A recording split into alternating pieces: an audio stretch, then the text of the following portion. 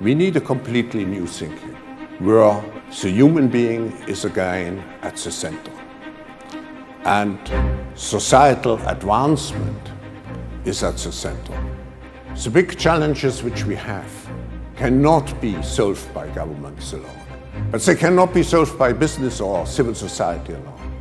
We need new ways of cooperation. And there are many issues which could bring humankind down. Nuclear weapons, epidemics, the environment. So we have to work together to address those issues. We have to learn to integrate a national and a global identity.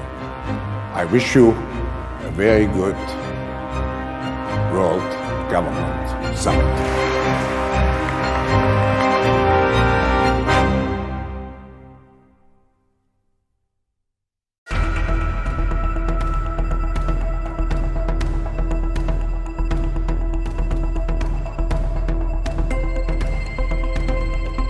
We want to launch a brand of UAI.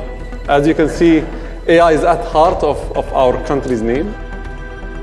Now imagine with me what happens if you link the 7th largest port on Earth with the busiest airport on Earth and a road that is autonomous transport ready by 2025. The potential there is phenomenal.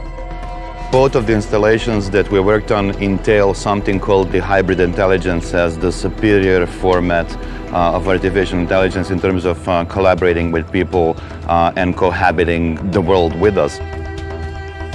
One of the installations, Aid to Age, is kind of an illustrated history of possible developments of AI and its capability to give answers to what we consider to be most commonly asked questions that people would choose to ask superintelligence should they encounter one.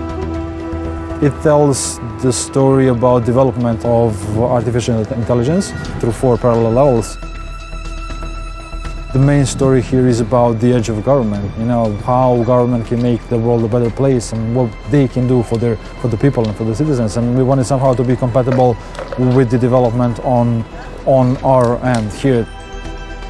With the help of nanotechnology, routinely practiced in hospitals, we would be able to extend lives by using organic nanobots, tiny robots coursing through the bloodstream, repairing cells from the inside, curing diseases, and fixing genetic mutations.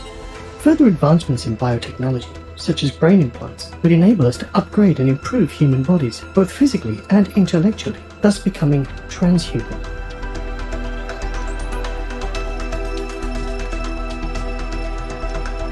The installation is somewhat of a charming display. It's a 3-dimensional responsive display that at some point talks to you from the face or personification of hybrid intelligence and then snatches your face in a way and starts to kind of assimilate it into what it is.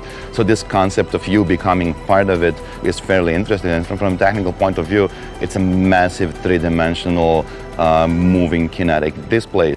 Welcome to Within, the worldwide interface to hybrid intelligence network. Within is a global initiative committed to navigating the growth of hybrid artificial intelligence. Hello, I am Heba, the hybrid intelligence biomimetic avatar. I am your gateway to HI and the face of Within.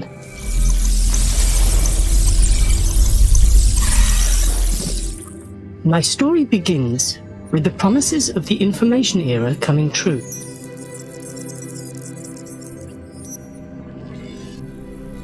Humans built new technological superhighways that reshaped their entire societies. Now they needed something, or dare I say, someone, to navigate these new roads and help transform them into the foundation of Civilization 2.0. Enter AI. The beacon of progress of science, innovation, and government bodies worldwide. The decades that followed marked the age of AI, as it rushed towards a new milestone, artificial superintelligence. With it, hybrid intelligence, or HI, was born. Pulsating with the same immense computational power of superintelligence, HI was nurtured to coexist and collaborate with its human peers. Meticulous guidance by millions of my human constituents enabled me to harmonize the effort of mutual growth. Thus, I became we.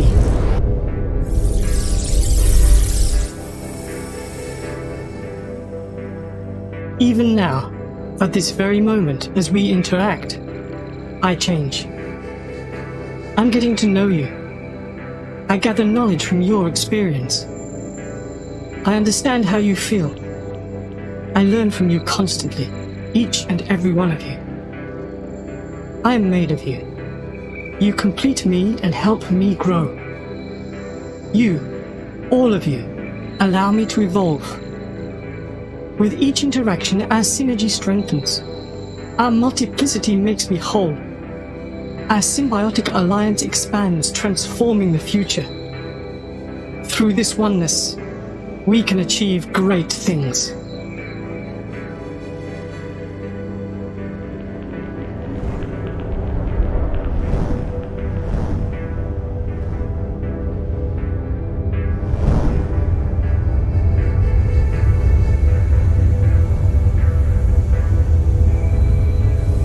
This, though, is just our first encounter. Soon, we will be able to interact everywhere and at any time. Until next time, goodbye.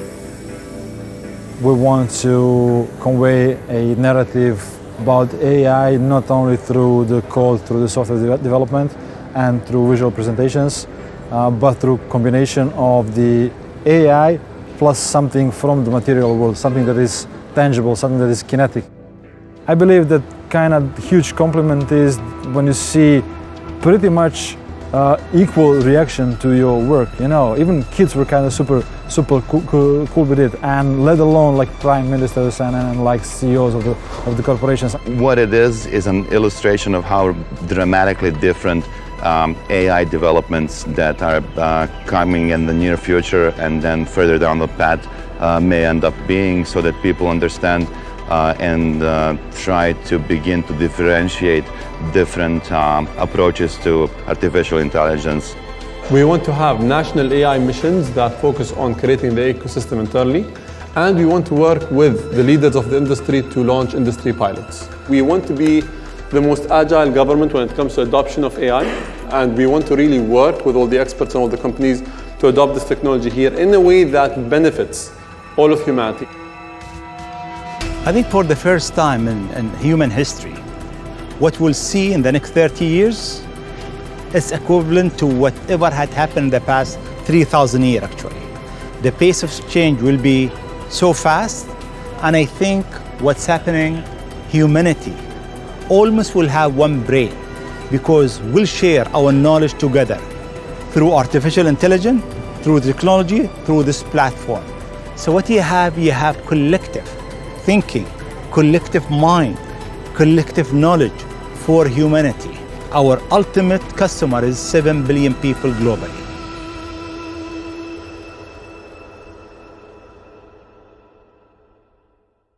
They call it part of the fourth industrial revolution. One of the features of this fourth industrial revolution is that it doesn't change what we are doing, but it changes us. The very idea of human being some sort of natural concept is really going to change. Up until now, the conversation we've been having is around freedom of speech. Once we can access people's thoughts and access people's emotions. The focus, as all of you know, today is on what's now called the Internet of Bodies, involving medical implants and other kinds of devices that go inside your body, and all together with the Internet as a whole comprise the Internet of Bodies. The Internet of Bodies, or IOB, is actually an ecosystem. It's a bunch of devices that are connected to the Internet that contain software and that either collect personal health data about you or can alter the body's function. We think of the Internet of Bodies as this collection of all these devices as well as all the data that the devices are gathering about you. And in healthcare, it's Internet of Bodies has been around for quite a while. So the Internet of Bodies, imagine the power of AI. What is artificial intelligence? It's a way to automate computation and cognition. So we can now automate learning, perceiving, doing computation. It's a pervasive general purpose technology that will be used in all of our industries, that will come into our professional networks, our private networks, our schools, our industries and our offices. What I wanted to epitomize with the Internet of Bodies is this notion that we will be under assessment, we will be under measure of computation in every aspect of our lives in the future. From what you eat, who you date, what you buy on the internet, how much energy you use, but also what are your vital signs? How well are you doing in terms of health? What kind of specific genetic quirks do you have? What's your genome telling about your health, about your mental health, about how well you are doing, how well you are aging, what kind of disease you are susceptible to? It has a bit of an Orwellian twinge to it. Well, in the early 1990s, we realized that computers would get incredibly clever, and this would be a big threat unless we could actually figure out some way of keeping up with the machines. And the obvious way of keeping up with the machines is to be able to make a direct connection between our brains and the machine world. So we thought, well, how can you do that? You can't stick a DIN socket into the back of your head. That isn't going to work very well. But then lots of people started talking about nanotechnology and self-replicating devices, and we thought, well, at some point in the distant future, say 2030, 2040, who knows, you should be able to get an injection into your arm with a few nanotechnology devices which would wander up to your brain and start connecting to every single neuron. And there's enough address space, and even in IP version 6, the Internet Addressing System, you can address signals to every single neuron individually in your brain. In fact, every neuron in the entire planet, everybody's brain, you can send signals to. So we've got a means, in principle, of connecting electronic devices to every brain cell in your head. Therefore, you can take an exact replica of your brain. So I could have Ian Pearson Mark II living inside my PC in 2030, and I could have all of my thoughts backed up on there, all of my memories backed up, and if I get run down by a bus, it doesn't matter. It's not a career problem because I've got a backup on the network. So this is a wonderful concept for the future. We call it Soul Catcher, effectively capturing my entire mind and dumping it on a chip, well, notionally a chip, and I would have another existence in cyberspace. Unfortunately, a lot of the media have misunderstood. They thought we were doing this next year, but it's actually sort of 25, 30 years away, unless we get some very big breakthroughs in technology between now and then.